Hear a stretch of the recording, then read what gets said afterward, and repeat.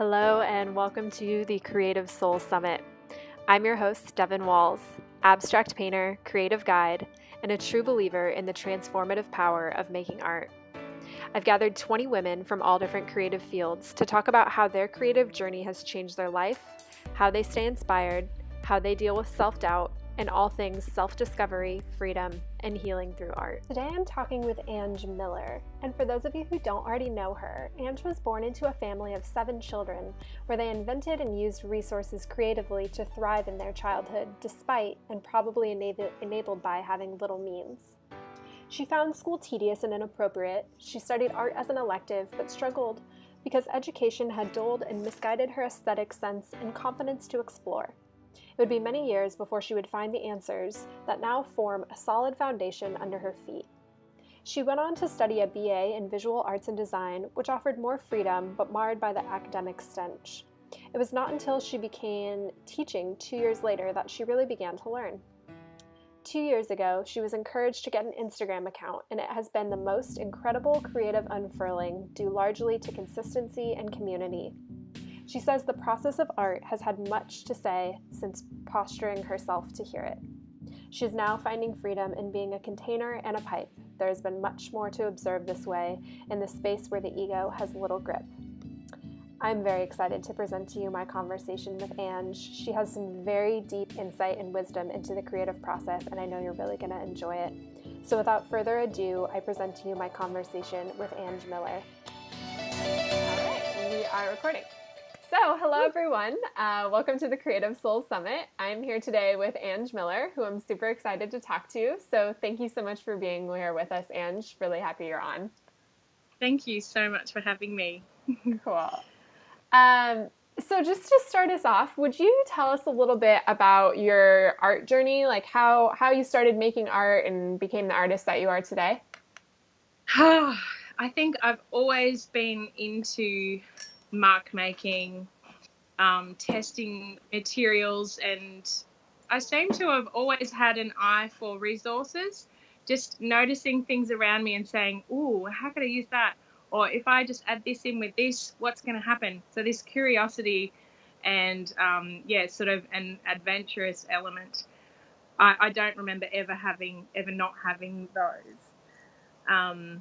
So as a child, we didn't have television for the probably the first 10 years of my life, and I think that was such a blessing because we were forced to find our fun. We were forced to entertain ourselves, and we used to Mum would buy big rolls of butcher's paper, and we would cover the whole dining table, and then just fill this whole piece of paper in with these tiny little, almost like Where's Wally type sort of drawings, and we'd figure out a scenario, and we'd do that for so long.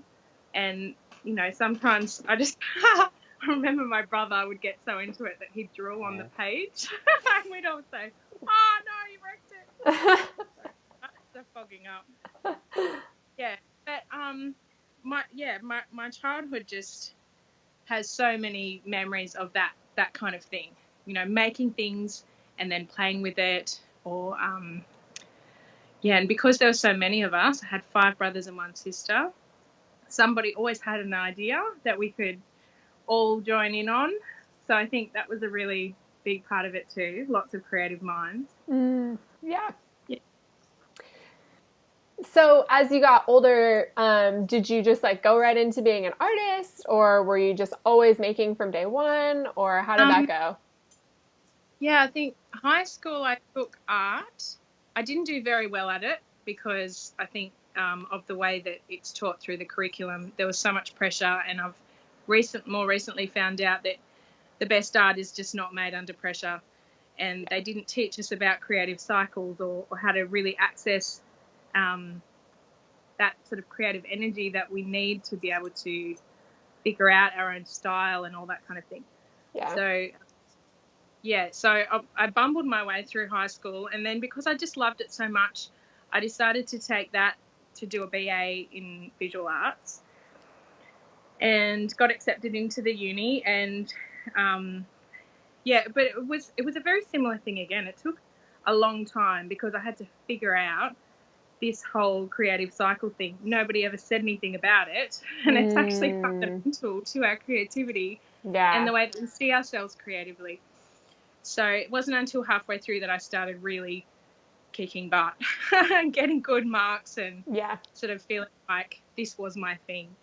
So, and after that, I sort of got married and started having kids, so that sort of put a bit of a delay on things.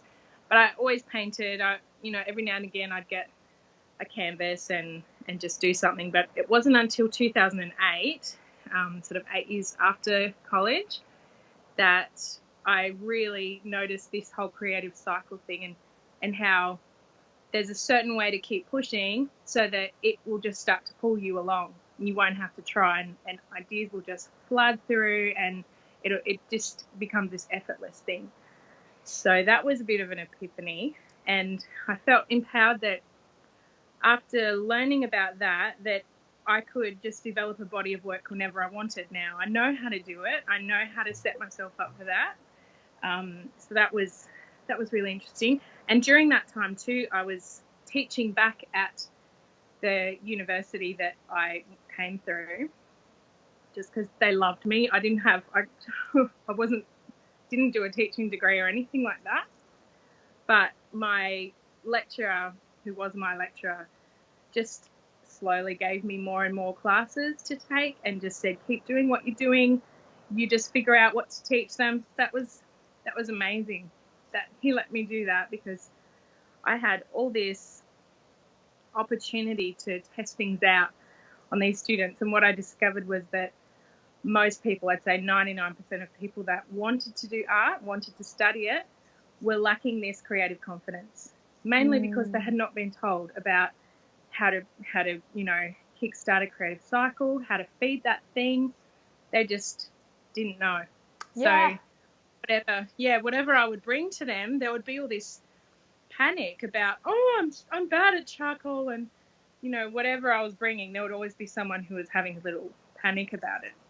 So so I'd find new ways to approach it and introduce things to sort of cut the pressure out so that people could actually see who they were with that medium and just experience it in a pressure-free situation. I'm wondering if you can kind of elaborate on what you view to be this creative cycle. Like, what are the phases within that? Like, how can we navigate it? I like that you said, like, now you know that you can just like decide to put out a body of work. So I'm wondering if you can talk a little more about that. Okay. So I think it all starts with observation, to be honest. And that might be observation in your surroundings, or it might be observation of yourself. But there's this noticing things and collecting things and really analysing why is this speaking to me? Why am I drawn to this?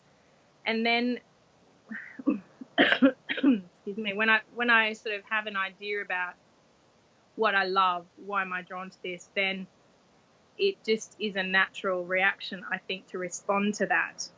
So, okay, well, I love this. I'm sitting in the most beautiful leafy, I don't know if you can see. Yeah, I'm digging it. I'm like, wow, she chose to do this outside. I should have done that more. Yeah. My kids are watching a movie back in the room. We're on holidays. But so I found this spot that's just so leafy, and there's vines, and I can hear the ocean. I'm sort of quite close to the beach. But I just find this so inspiring because of, I think, all the different textures and variation. Those are two things that really get me excited.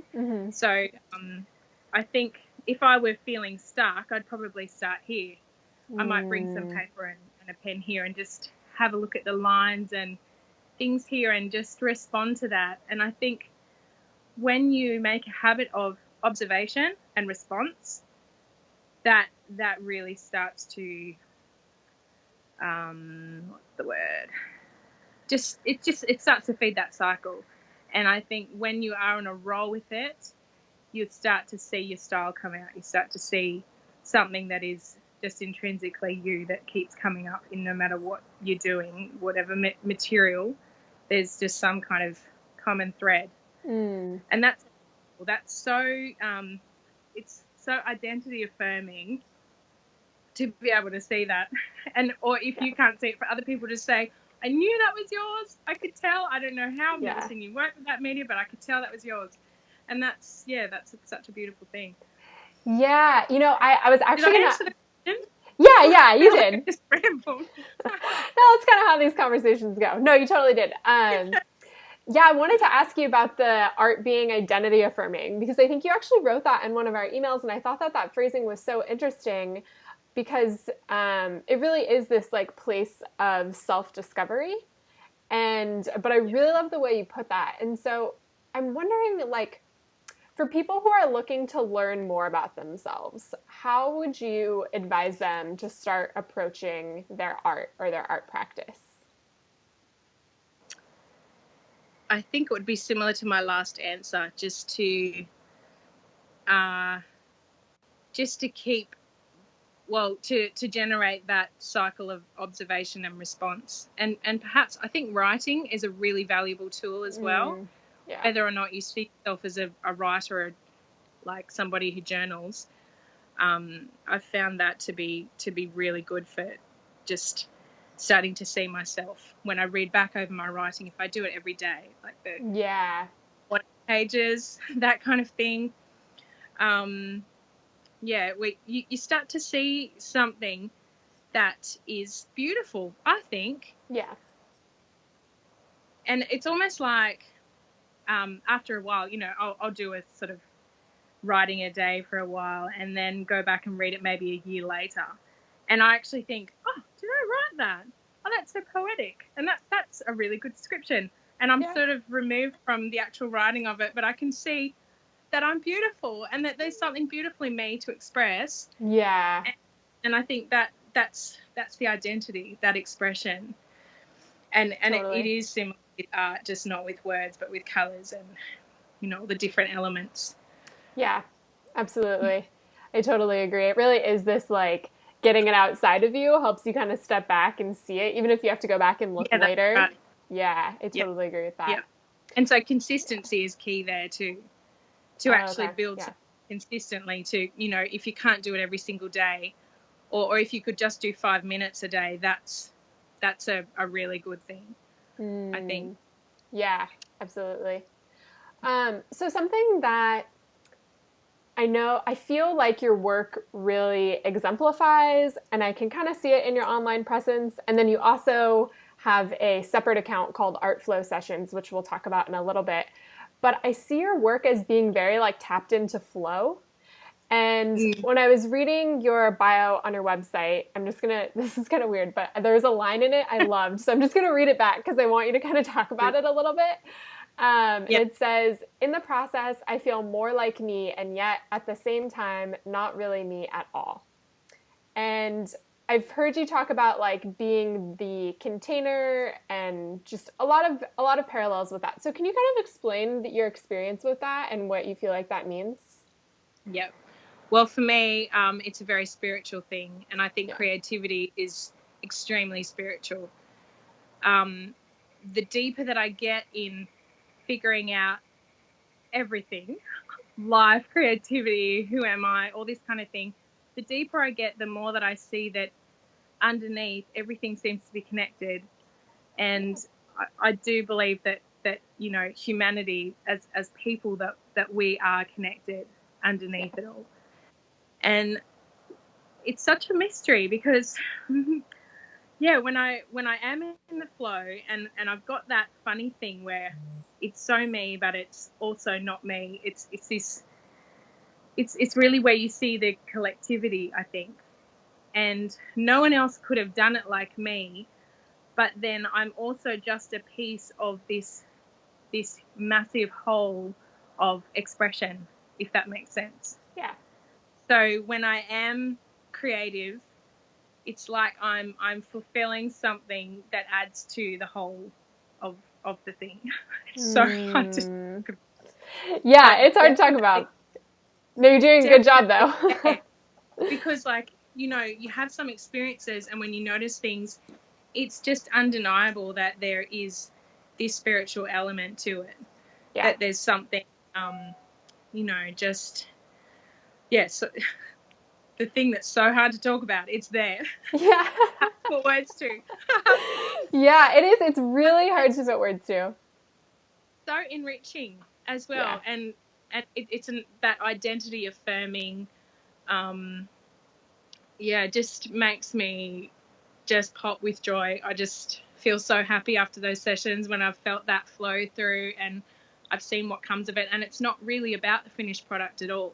Yeah. It's completely about that process of being involved and experiencing that consciousness, I guess. Yeah, absolutely. Yeah. So I'm curious, have you found like a sort of routine or method that helps you tap into those flow states? Or is it just like kind of happenstance? I really like you asking me that question because I think that I need to think about that. But I'm very spontaneous. That's, well, when I'm doing my abstract sort of stuff, I just come in and I see what's there, and I'm pretty lazy. Whatever's there mixed up is what I'll use. Yeah. And it has to be a really particularly good idea if I'm going to go and find something else that I'm going to add in because I'm lazy. But so spontaneity.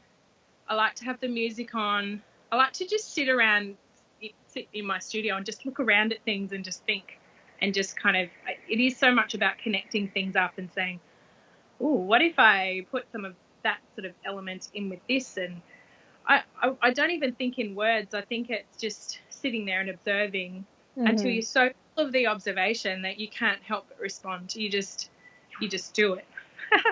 Yeah, that's a beautiful way to put it. I love that.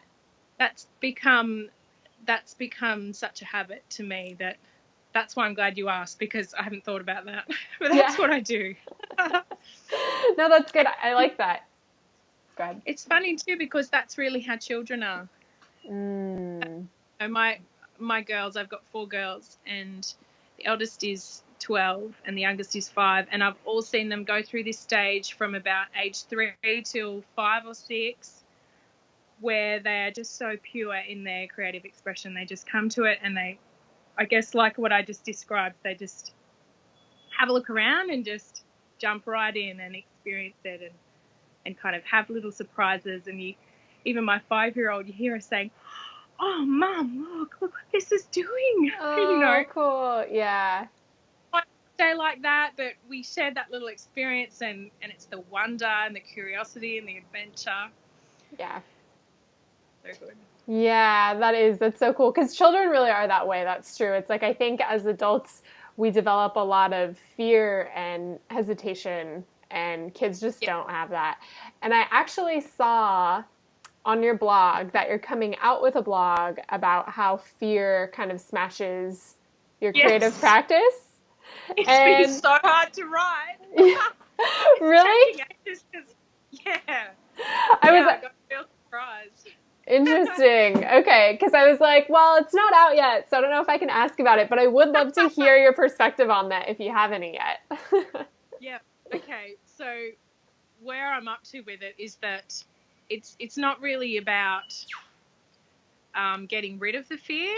It's just about learning how to work despite it. And the more consistently you work despite it, noticing the fearful thoughts that come up, and being able to have something there to kind of just keep clinging on to, so that you're going to keep working and keep working in the most pure sort of in that creative flow. I think it's just a habit of working despite it, so that voice becomes quieter every time you do it. I still, so often have these ridiculous thoughts, like fear-based thoughts that pop up and would stop me from, doing something. And it's usually to do with, how is my art going to be seen? Is it going? Will it be sold? All these kinds of things that would just shut down my creative cycle. This beautiful thing that's just flowing. That's not really about the finished product at all. would just shut that down. So, and I think focusing on that, on the not on the product, but on the process, is such an important part of it too. Because if you're not enjoying that process because of fearful thoughts or pressure or whatever, you're just not going to stay there. It won't be something that will, come to fruit in you. It won't mature, and it won't come to a place where it can just carry you along. I think there have been some really hard times in my life where if I didn't have that creative cycle going, I don't know how I would have come through it. You know what I mean? Because it just kept me safe in that beautiful part of my brain that's real and true and reminds me who I am, like an anchor. And it's not just, this is what I mean, like in schools it's sort of taught as art, but it's not just that. And I think getting down to the fundamental of what creativity is a lot more encompassing. It's a lot more holistic. So it's not just art, it's more like teaching creativity through the medium of art. Yeah, that is very wise. This is all I really resonate with everything you're saying, but I just haven't really thought about it in these terms. So I think that is so spot on. How good is it to talk? It's so good to talk about it. Yeah, I know. Things that you say, and I just go, yes, I know this. And I love the words that you've put to that. Yeah, thanks. And this community is such a beautiful thing as well. And I'm kind of getting into the outflow sessions thing here. Yeah, I wanted to ask you about that. Yeah, please. I just think it's been a discipline of mine to be able to like keep community over competition, because I know in my heart of hearts that competition is not going to, it's not fulfilling. That road, there might be some glory there, but it's not fulfilling. It's not what I want. And so just being able to find places where I can lift other artists up and sort of show what beautiful work they're doing, like give them sort of a little bit more exposure. I was doing it on my own feed, but I found it really hard to keep the aesthetic of my feed the way I liked it. Yeah. So that's when I started the art flow sessions. And that's been really good. I actually don't spend as much time on there as I want to, just validating people and pointing things out, creating a bit more of a community. But already it's been somewhere that that sort of blesses other accounts with exposure and helps people meet each other. Whereas, especially in this stupid algorithm phase. I know. I feel like it's changed. I was trying to tell my friend that, and she's like, no, it's the same. I was like, no, I feel like just something got weird. It did change. It changed in March.